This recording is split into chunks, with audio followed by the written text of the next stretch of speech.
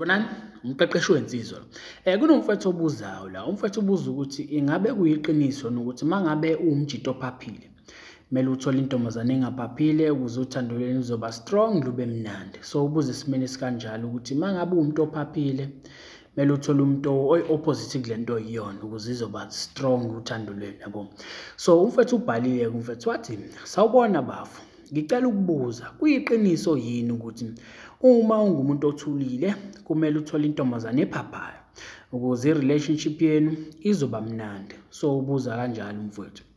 So yabona mfowethu, mina into engakutshela yona ukuthi yabona mhlambe kwi-theory leyo nto iyasebenza, but practical mfowethu, yabona ake sikhulume ngawo, ake sithi nje umjito ophaphile. So ngeke ukuthi mfowethu, okay ngoba ngiphaphile ngizoshela amantombazane angaphaphile ukuze uthando lwethu luzoba strong. Cha, ngeke mfowethu, akwenzeki kanjalo. Yabona into ebalulekile, kumele ukwazi ukukhonektha nentombazane emotionally. Iyona nto ewukhiye leyo, yabo.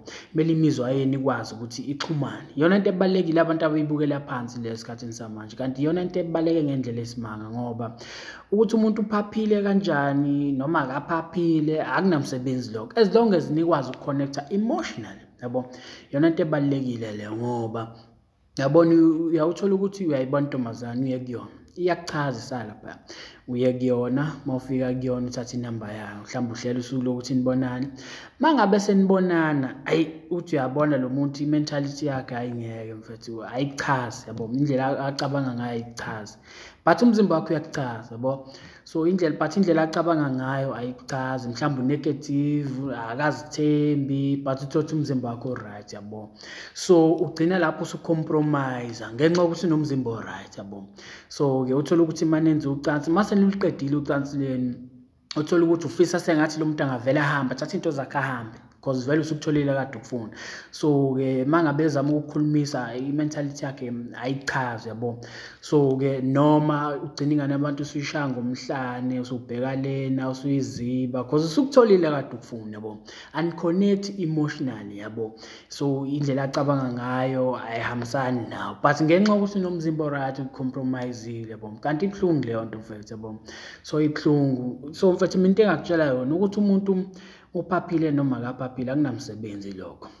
Uma usaba mhlawumbe ukuthi intombazane engaphaphile izovuka ebusuku mhlawumbe ikubekela amanzi ikuthele ngawo uma uyonile ngoba iyazithulela, hayi ngeke mfethu, awasakwenzi lokho amantombazane. Amantombazane ase-aware ngale zinto, aseyakwazi ukukuspotha manje, akuthi nje akubona ulapha, ukuthi okay umjito kanje, akubona ukuthi hayi wena uyinkinga yomuntu, akushiye kanjalo, yabo. Ngoba se-aware ngale zinto, uthando lamanje lumnandi ngalokho, ngoba uyakwazi umuntu ukumsetha umuthi ubone ukuthi okay lo hlobe kanje, yabo. Avoid umuntu okanjalo, yabo.